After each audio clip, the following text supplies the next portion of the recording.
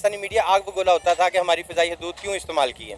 अब इसके बरक्स है कि अब मोदी का यहाँ से गुजरना भी इन हालात में एक अच्छा शगुन गिना जाता है कि जिस तरह उसने इंडिया की एक जय पूरी दुनिया में करवाई, तो शायद इसी बहाने पाकिस्तान की भी हो जाए। तो ये एंटर्स पाकिस्तान एयर स्पेस। भारतीय वजीर आजम नरेंद्र मोदी का तैयारा पाकिस्तान की एयर स्पेस में 46 मिनट्स तक रहा। फख्र करना भी मैं समझता हूँ एक तरह से ठीक है कि चलो उन्होंने पाकिस्तान में आना पसंद किया, हालांकि वो पाकिस्तान के बहुत खिलाफ हैं, वो किसी क्रिकेटर को पाकिस्तान में नहीं आने देते, बहुत सारी हदूद हैं वहाँ के लोगों के लिए, पाकिस्तानी वहाँ पर नहीं जा सकते, किसी वीज़ा नहीं हमें अलाउ वहाँ पर इंडिया में जाना। अब बहुत सारे वहाँ पे सेलिब्रिटीज़ हैं वो भी पाकिस्तान में आना चाहते हैं, लेकिन काफ़ी मसले मसाइल हैं जो हम लोगों ने खुद ही क्रिएट किए हुए हैं बातें बनाकर सोशल मीडिया के थ्रू। और ये ब्रेकिंग न्यूज़ इसलिए चल रही है कि इंडिया ने भी एक ऐसा काम किया है कि जिसपे उन्हें पता था कि ये तो खबर बननी है। ये क्या मोदी साहब की तरफ से कोई मैसेज है पाकिस्तान के लिए? तो सबको पता होता है पीआईए जो है वो कंट्रोल करती है इसको, जो भी जहाज गुजर रहा है उनको पहले से आइडिया होता है कि यहाँ से जहाज गुजरने लगा है, और वहाँ से गुजर के जा रहे थे, कोई अटैक करने नहीं आए थे। जैसे वो अभिनंदन का त्यार आए थे ना, वो अटैक करने आया था, वो और चीज़ है, वो वार के पर्पस के लिए आए थे, ये तो वैसे ही था, वहाँ से गुजर के जा रहे थे, तो इसमें कोई बड़ी बात नहीं है। दी गई और मोदी जी जो है वो पाकिस्तान में से अपना प्लेन लेकर गुजर गए, यानी कि टाटा बाय बाय करते हुए। अरे मोदी जी जाते जाते दो चार थैले फेंक देते डॉलर्स के तो क्या चला जाता आपका, कह देते गलती से गिर गए, लेकिन कोई बात नहीं, उससे होता क्या कि हमें वापस भी नहीं करने पड़ते, और हम कह देते हमें तो मिले ही कोई नहीं, और आप कह देते कि भाई गलती से गिर गए। अब मतलब अपने लोगों को बता देते गलती से गिर गए, अब कहाँ गिर गए क्यों गिर गए वो एक अलग कहानी है, लेकिन खैर कोई बात नहीं। अब नेक्स्ट टाइम मोदी जी अगर आप एयर स्पेस यूज करें ना हमारी, तो प्लीज $2-4 बिलियन ऊपर से टपका दिएगा, हम लोग यहाँ कैच कर लेंगे। अब वैसे तो खैर हमारे क्रिकेटर्स कैच करने में बहुत खराब है, लेकिन पब्लिक और हमारी जो पॉलिटिशियंस है वो पैसे कैच करने में बहुत माहिर है, तो हम लोग कैच कर लेंगे, आप फिक्र मत कीजिएगा। नमस्कार दोस्तों, मेरा नाम है विश्वनाथ और आप देख रहे हैं विश्वनाथ रिएक्शन। आज बात करेंगे पाकिस्तान और इंडिया की।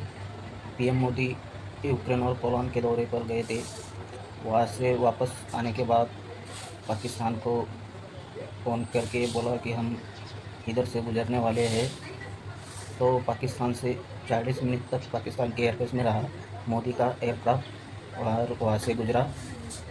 तो पाकिस्तानी मीडिया को वहाँ पर कोई ब्रेकिंग न्यूज़ नहीं थी, तो सरकार ने बता दिया मोदी यहाँ से गुजरा है, तो धड़ाधड़ पाकिस्तानी न्यूज़ में, पाकिस्तानी मीडिया में breaking news, Modi Pakistani airbase से गुजरा, हमारे पाकिस्तान से गुजरा। ये कोई बात, पाकिस्तानी मीडिया में खुशी की लहर और अलग अलग कयास लगा रहे हैं कि अब रिश्ते ठीक हो जाएंगे। वहाँ की मीडिया और यूट्यूबर एक ही खबर चली है कि मोदी हमारे एयरबेस से गुजरा। उनको ऐसा लगा कि क्या दे दिया और क्या क्या नहीं, इतनी खुशी है कि मोदी हमारे एयरबेस से गुजरा, इतनी खुशी की लहर है पाकिस्तान में। तो बने रहिए वीडियो पे लास्ट तक, मज़ेदार वीडियो होने वाली है, देखते हैं वीडियो। वज़ीर आज़म नरेंद्र मोदी का जो तैयारा है वो पाकिस्तानी फ़िज़ाई हदूद में रहा है कुछ देर। पोलैंड से वापसी पर वो आ रहे थे और उसको यहाँ पर यानी उन्होंने इस्तेमाल की हमारी फ़िज़ाई हदूद। आप समझते हैं इसके लिए जो ड्यू प्रोसीजर होता है पेश की इजाज़त का, वो लिया गया है, और क्या वजह बनी इसकी? देखिए, पहली बात तो ये समीना कि आप इस बात को तो बिल्कुल खारिज अज़ इम्कान कर दें कि ड्यू प्रोसीजर के बगैर कोई तैयारा, और वो भी इंडियन तैयारा 46 मिनट तक आपकी फ़िज़ाई हदूद में रहे और फिर उसी तरह से चला जाए। इसका मतलब ये है कि पूरा प्रोसीजर मुकम्मल किया गया, पहले इजाज़त ली गई और उसके बाद हुआ। तो दूसरी बात यह है कि मैं ये ज़ाती तौर पे ये समझता हूँ कि अगर अब वो आ भी गया तो इसमें की ख़राबी क्या है। आपको पता है कि पाकिस्तान को और इंडिया को, दोनों को, पाकिस्तानी और इंडिया के आपस में जो फ़ज़ाई हदूद हैं उनके इस्तेमाल ना करने की वजह से दोनों ममालिक को नुकसान हो रहा है, और हम जो ईंधन जो है उसके डॉलर हमारे पास हैं नहीं, मामला तो और ख़राबी की तरफ है, हमारे मुआशी हालत ख़राब है।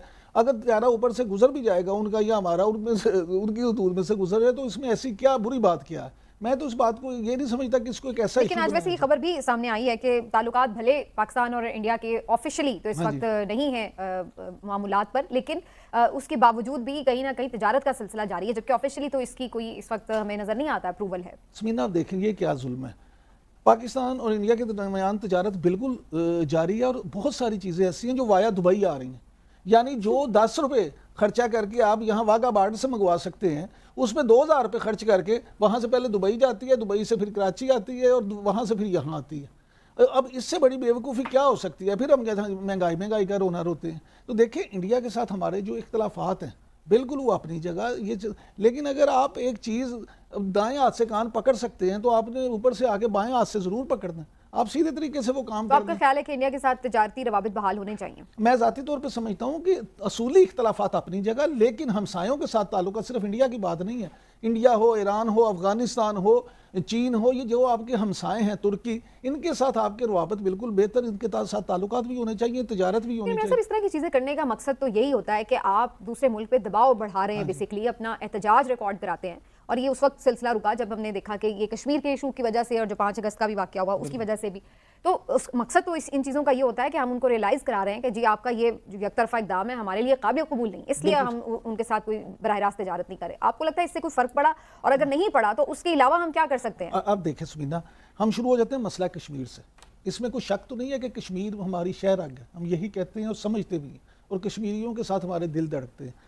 लेकिन उसमें आप देखें कितनी दफ़ा इन 75, 76, 77 सालों में कितनी दफ़ा ताल्लुकात में उतार चढ़ाव आया, जंगें भी हुई, उसके बावजूद तजारत होती भी रही, बंद भी हो गई, सारी चीज़ें हो गई, लेकिन उससे फ़र्क तो नहीं कोई पड़ा। कश्मीर तो आज तक आज़ाद नहीं हो सका। भाई या तो आप एक दफ़ा फिर जंग करके कश्मीर आज़ाद करवा लें, और अगर आप इस काबिल नहीं हैं या आप किसी भी वजह से जंग नहीं करना चाहते, तो फिर ताल्लुकात जो है मामूल के, जिससे आपके अवाम जो हैं वो उससे फ़ायदा हो सके, वो ताल्लुकात आप कायम कर लें।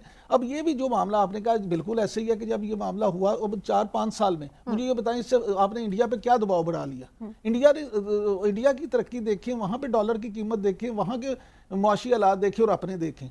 आप ये भी चीज़ें बिलाशुबा इस बात में बड़ी एक पाकिस्तानी मीडिया में डिबेट हो रही है कि अब मोदी जी रिश्ते सुधरने वाले हैं, हमारा व्यापार फिर से शुरू होगा। अरे भाई, बंद तो हमने थोड़ी किया था, आपने किया था। और हमारा ही माल तुम कराची दुबई से तुम यहाँ लाते हो और फिर महंगाई करते हो, हमारा तो कोई दोष नहीं है। तो मिलते हैं अगली वीडियो में, तो धन्यवाद।